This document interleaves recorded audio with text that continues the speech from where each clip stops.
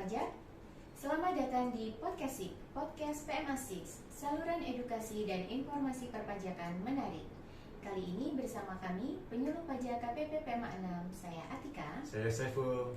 Ya, senang sekali kami dapat menyapa kembali kawan pajak semua melalui Podcast PMA6. Dan ini adalah episode podcast kita ke-7 ya. Iya, betul. Baik, di beberapa episode terakhir ini, kemarin kan kita sudah membahas nih tentang faktur pajak ya, penentuan sebagaimana diatur dalam Per 03/PC/2022. Di situ kita ada 4 seri atau pembahasan ya mengenai faktur pajak itu di Per 03/PC/2022 itu kita sudah melalui sajikan ya di podcast yang kita tayang di YouTube PMA KPP PMA 6, itu mulai episode 3 sampai episode 6. Tapi tahukah kawan pajak bahwa Per 03/PJ/2022 ini telah mengalami perubahan. Jadi sejak 1 September 2022 berlaku Per 11/PJ/2022 mengenai perubahan Per 03/PJ/2022 tentang faktur pajak. Mungkin untuk lebih mudahnya Per 03/PJ/2022 ini kita sebut selanjutnya Per 03 gitu ya. Kemudian untuk Per 11/PJ/2022 kita sebut dengan Per 11. Nah, apa saja perubahan ketentuannya? Kita akan coba bahas bersama di podcast episode kali ini. Baik, seperti yang sudah disebutkan sebelumnya bahwa beberapa ketentuan terkait dengan faktur pajak yang diatur dalam Per 03 ini telah mengalami perubahan nih dengan diterbitkannya Per 11. Untuk memulai pembahasan mengenai Per 11 ini, mari kita awali dengan pertanyaan, kenapa sih ada perubahan di Per 03 ini?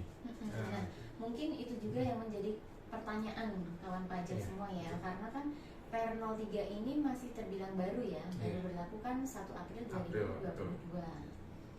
Iya, jadi latar belakang ini diterbitkannya Per 11 ini antara lain yaitu tentunya untuk memberikan kemudahan nih bagi kawan pajak, yaitu pengusaha kena pajaknya dalam rangka membuat faktur pajaknya, dan memberikan kepastian hukum dan keadilan dalam kreditan pajak masukan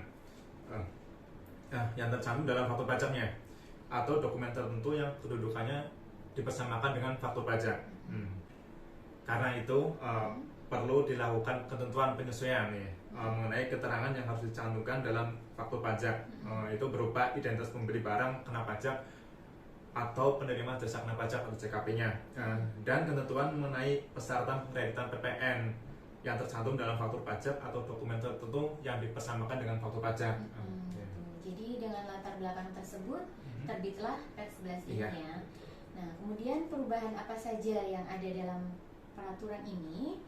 Sebenarnya tidak ada banyak perubahan sih dalam Per 11 ini. Jadi hanya ada 3 perubahan dan penambahan pasal baru, yaitu di pasal 6, pasal 37 dan pasal 38A.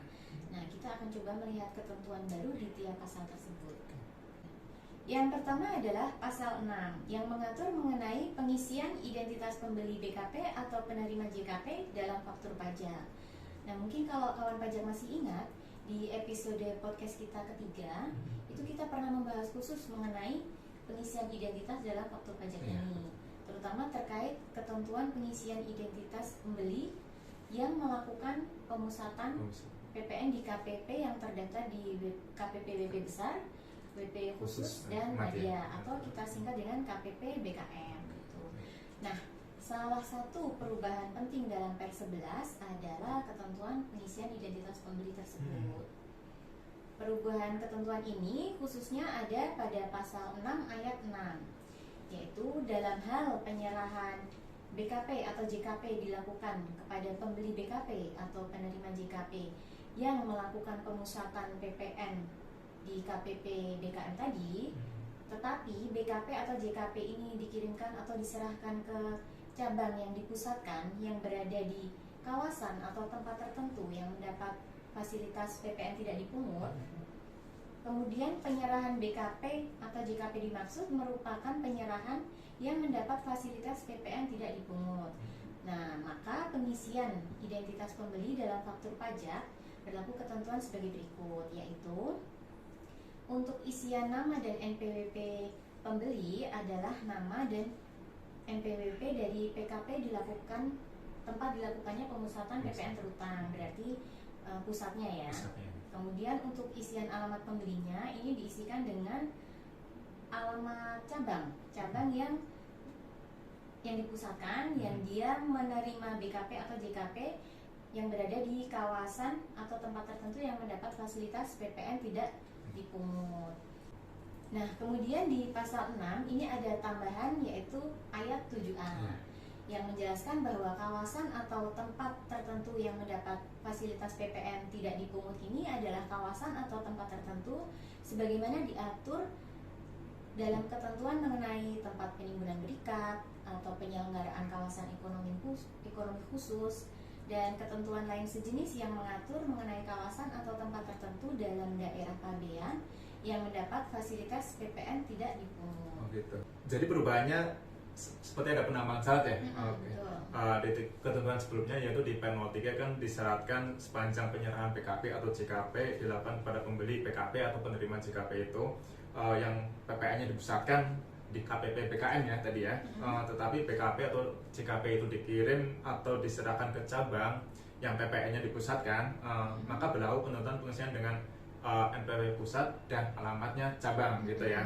Nah, tapi dengan ketentuan baru ini tidak semua penyerahan BKP kepada pembeli yang PPN-nya dipusatkan di KPP BKM dan BKP dikirimkan ke cabang ini harus menggunakan ketentuan pengisian identitas sebagaimana disebutkan dalam pasal 6 ayat 6. Jadi kan tadi di pasal 6 ayat 6 ini ada 3 syarat ya. Yaitu penyerahannya dilakukan kepada pembeli yang melakukan pemusatan PPN di KPP BKM. Kemudian yang kedua, BKP atau JKP dikirimkan atau diserahkan kepada cabang yang PPN-nya dipusatkan, yang dia berada di kawasan atau tempat tertentu yang mendapat fasilitas PPN tidak dipungut. Kemudian ketiga, penyerahannya ini termasuk jenis penyerahan yang mendapatkan fasilitas PPN tidak dipungut. Nah, kalau tidak memenuhi 3 syarat pada pasal 6 ayat 6 ini, maka ketentuan pengisian identitas pembeli adalah kembali ke ketentuan pasal 6 ayat 2 atau 3. Jadi seperti biasanya, tentunya dengan memperhatikan ketentuan pemusatan PPN-nya. Jadi misalnya terdapat pemusatan PPN tapi tidak memenuhi salah satu syarat di pasal 6 ayat 6, maka NPWP dan alamat ini diisikan dengan NPWP pusat dan alamat pusat. Kalau tidak terdapat pemusatan atau misalnya pengiriman BKP atau JKP-nya ini ke tempat yang tidak dipusatkan, maka NPWP dan alamat diisikan dengan NPWP dan alamat dari cabang atau pembeli BKP atau JKP tadi yang berada di kawasan tertentu atau TLDDP yang bersangkutan. Nah, mungkin kita refresh lagi ya. TLDDP ini adalah tempat lain dalam daerah pabean, yang berarti tempat di dalam daerah pabean selain kawasan bebas, kawasan ekonomi khusus, kawasan berikat gitu ya. Baik, mungkin bisa kita rangkum ya mengenai ketentuan tadi di pasal 6 ayat 6 tadi untuk menggunakan kawan pajak nih untuk mengetahui seperti apa cara pengisian identitas pembeli di faktur pajak.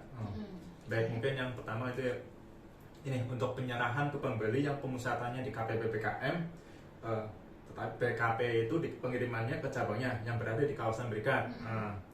Penyerahan BKP-nya mendapat fasilitas PPN tidak dipungut ya. Untuk yang PPN-nya di mana nih? Nah, berarti untuk case seperti itu pengisian NPWP-nya adalah NPWP pusat dan alamatnya cabang sesuai pasal 6 ayat 6 ya. Berarti NPWP pusat, alamatnya cabang gitu ya.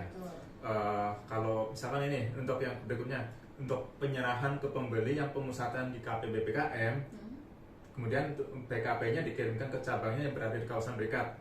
Namun penyerahan BKP-nya tidak mendapat fasilitas PPN tidak dipungut. Tadi kan yang pertama kan mendapat fasilitas PPN tidak dipungut, yang kedua ini tidak mendapat fasilitas PPN dipungut. Itu seperti apa nih? Berarti kan di sini salah satu syarat di pasal 6 ayat 6 ini nggak terpenuhi. Jadi untuk pengisiannya adalah NPWP-nya pusat, alamatnya pusat juga. Tetap pusat juga ya semuanya ya. Iya. Baik, untuk yang ketiga yaitu untuk penyerahan pembeli pemusatan di KPP BKM, di mana BKP-nya dikirimkan ke cabangnya di TLDDP. Nah, itu seperti apa nih? Sama seperti kasus sebelumnya berarti. Jadi tidak memenuhi ketentuan pasal 6 ayat 6, jadi NPWP-nya diisikan NPWP pusat dan alamatnya juga pusat. Oke.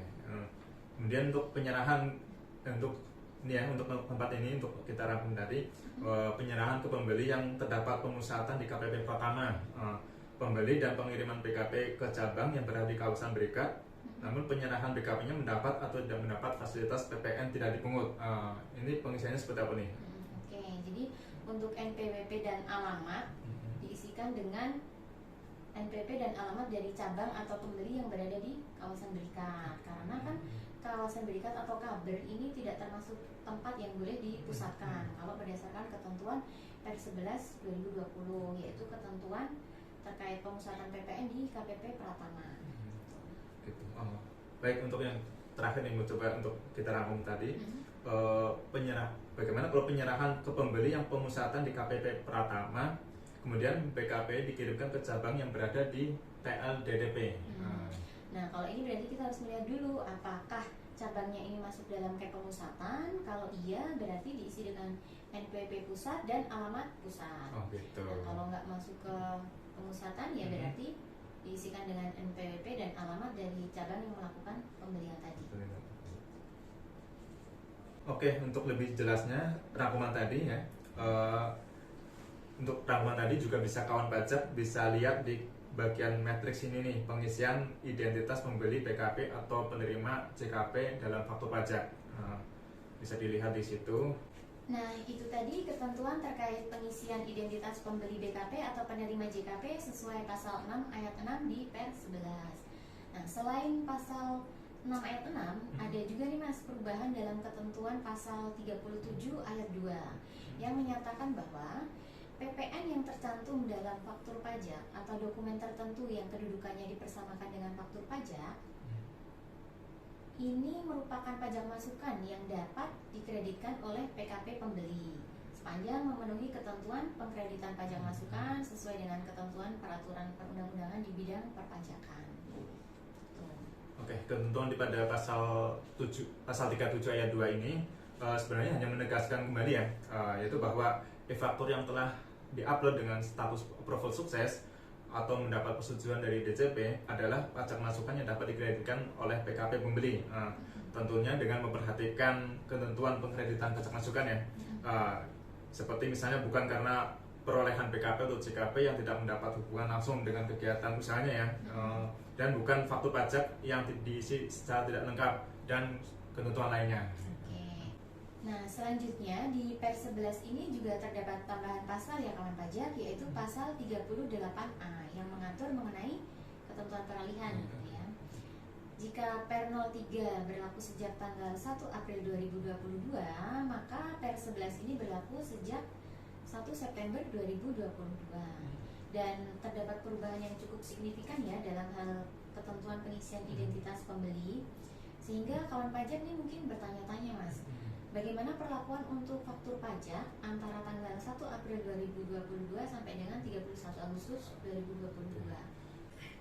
Jadi begini, untuk penyerahan BKP atau JKP kepada pembeli BKP atau penerima JKP yang melakukan pemusatan tempat PPN terutang pada KPP BKM yang tadi, tetapi BKP atau JKP yang dimaksud dikirimkan atau diserahkan ke cabang yang dipusatkan yang berada di TLDDP atau kawasan atau tempat tertentu yang mendapat fasilitas PPN tidak dipungut, dan penyerahan BKP atau JKP yang tersebut tidak mendapat fasilitas PPN tidak dipungut, maka sesuai ketentuan pasal 6 ayat 6 di Per 03, seharusnya faktur pajak dibuat dengan isian identitas pembeli adalah NPWP pusat dan alamat cabang.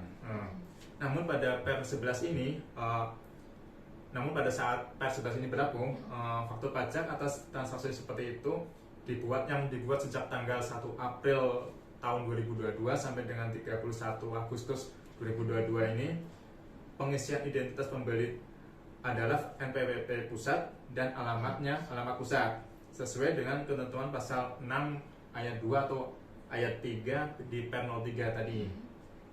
Maka faktur pajak tersebut merupakan faktur pajak yang memenuhi persyaratan formal nih, sebagai persyaratan formal untuk pengisian identitas pembeli. Dan pajak masukan tersebut dapat dikreditkan oleh PKP pembeli sepanjang memenuhi ketentuan pengkreditan pajak masukan. Gitu. Oke, jadi mungkin ada kawan pajak PKP yang belum mengetahui ketentuan pasal 6 ayat 6 per 03. Misalnya pada bulan Juli 2022 ini melakukan penyerahan BKP ke pembeli BKP yang ada pemusatan di KPP BKM, dan BKP tersebut dikirimkan ke cabang yang dipusatkan yang berada di LDDP.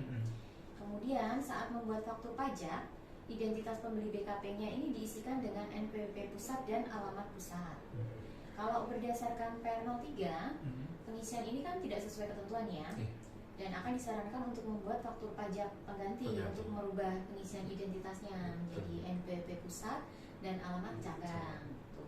Nah, tapi kalau berdasarkan ketentuan Per 11, justru pengisian ini sudah sesuai. Ya, sudah sesuai dengan ketentuan pasal 6 ayat 6. Tapi kan Per 11 ini baru berlaku sejak tanggal 1 September 2022. Sementara faktur pajak tadi dibuatnya Juli 2022, yang mana harusnya masih masa berlakunya Per 03 ya.